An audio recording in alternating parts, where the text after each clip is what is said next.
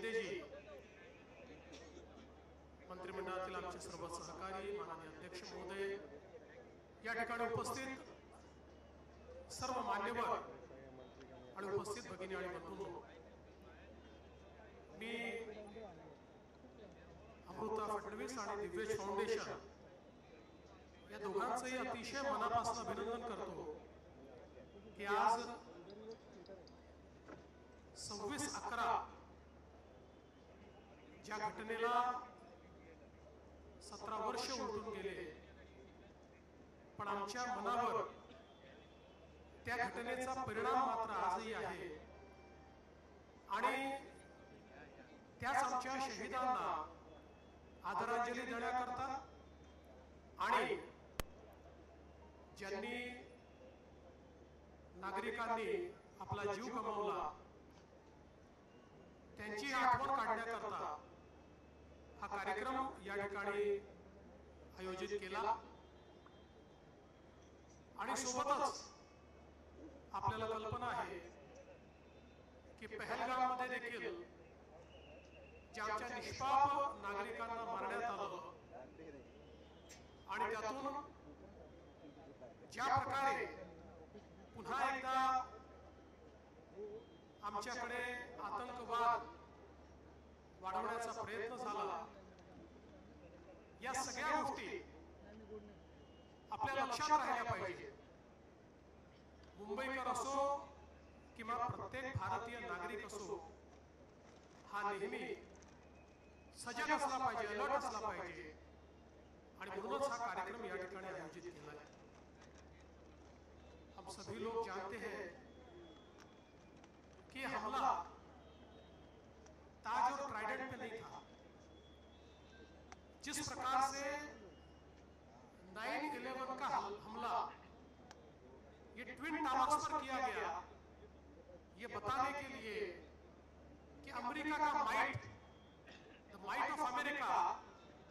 was in the twin towers, और इसीलिए twin tower पर हमला करके एक प्रकार से अमेरिका के सार्वभौमता को उसके ऊपर एक चुनौती दी गई. उसी प्रकार से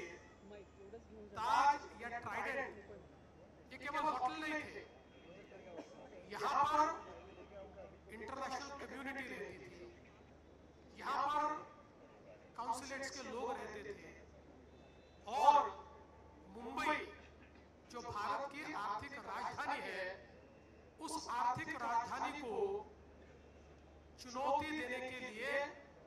एक एक टारगेट इस प्रकार से चुना गया था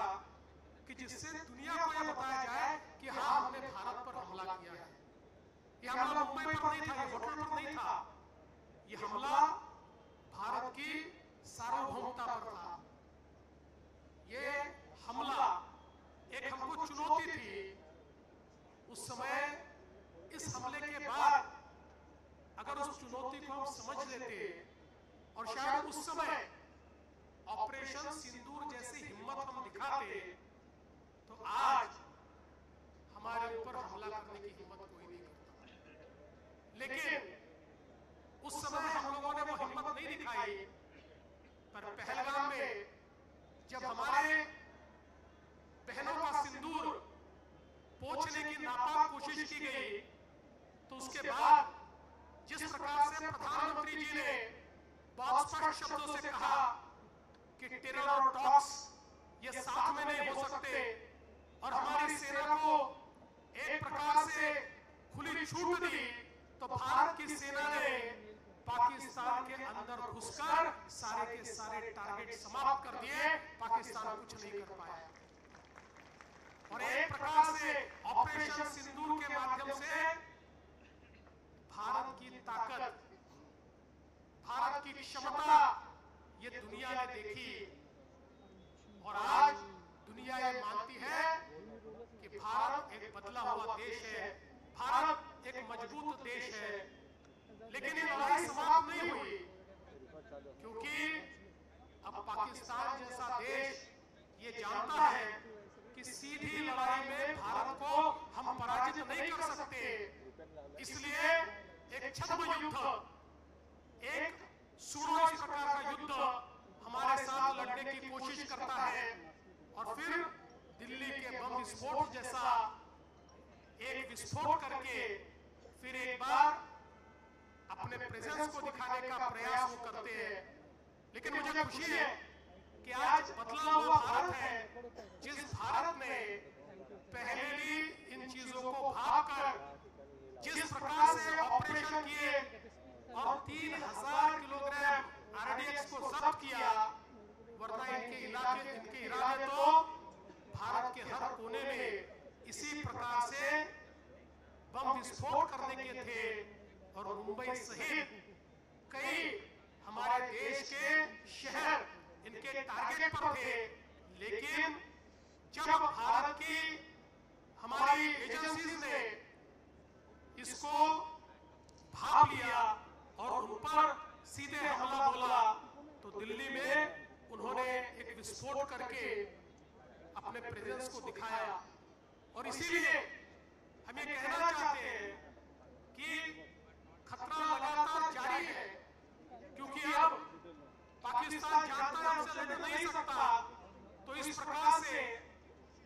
कोई ना कोई घटना करके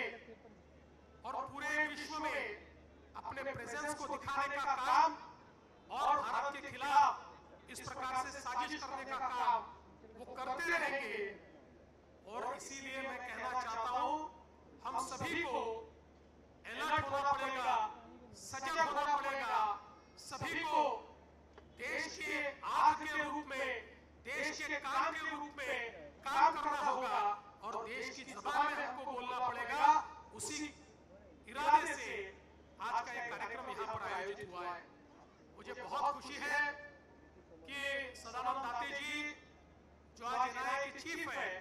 आज उनका यहाँ पर सत्कार होने वाला है। इन जाबाज हमारे नायकों ने उस समय जो लड़ाई लड़ी, हमारे करकरे जी, कामटे जी, सावरकर जी और तुकाराम मोमय जैसे एक हमारे जवान कि जिन्होंने अपने शरीर में तो गोलियां खाई, लेकिन कसाब को छोड़ा नहीं, उस कसाब को फांसी तक ले जाने का काम करने वाले तुकाराम मोमय, ऐसे कई लोग, मेजर उन्नीकृष्णन, एपीआई मोरे, ऐसे कई शहीद, और उन शहीदों के साथ हमारे लड़ने वाले सारे लोग, और उसी में से एक लड़ने वाले हमारे सदानंद दाते जी, जिन्होंने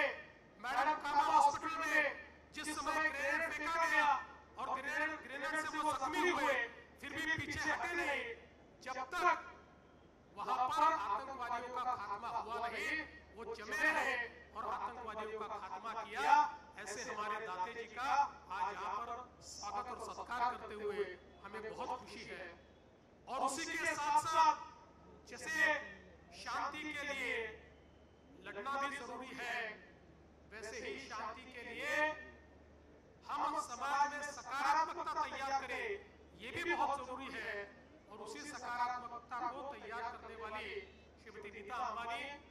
जो एक प्रकार से पीस एम्बेसडर के रूप में काम करती है, उनका भी आज यहाँ पर सत्कार हो रहा है। हमारे युवाओं को कल्चर और स्पोर्ट्स के माध्यम से एक सकारात्मक दिशा उन्होंने दी है, इसलिए उनका भी सत्कार, ये मैं ऐसा मानता हूँ, एक बहुत सकारात्मक इस प्रकार की पहल है। मैं आज फिर एक बार हमारे सारे जवानों को, हमारे सारे पुलिस अधिकारियों को जिन्होंने शहादत दी है, ऐसे सभी शहीदों को नमन करता हूँ और आप सभी लोगों से इतनी प्रार्थना करता हूँ कि आज के कार्यक्रम से हमारा देशभक्ति का जज्बा और मजबूत होना चाहिए। कोई दीवार हमें अलग नहीं कर सकती, हम एक है तो हम सेफ है। इस वाक्य के साथ हम लोगों को आगे बढ़ना पड़ेगा, क्योंकि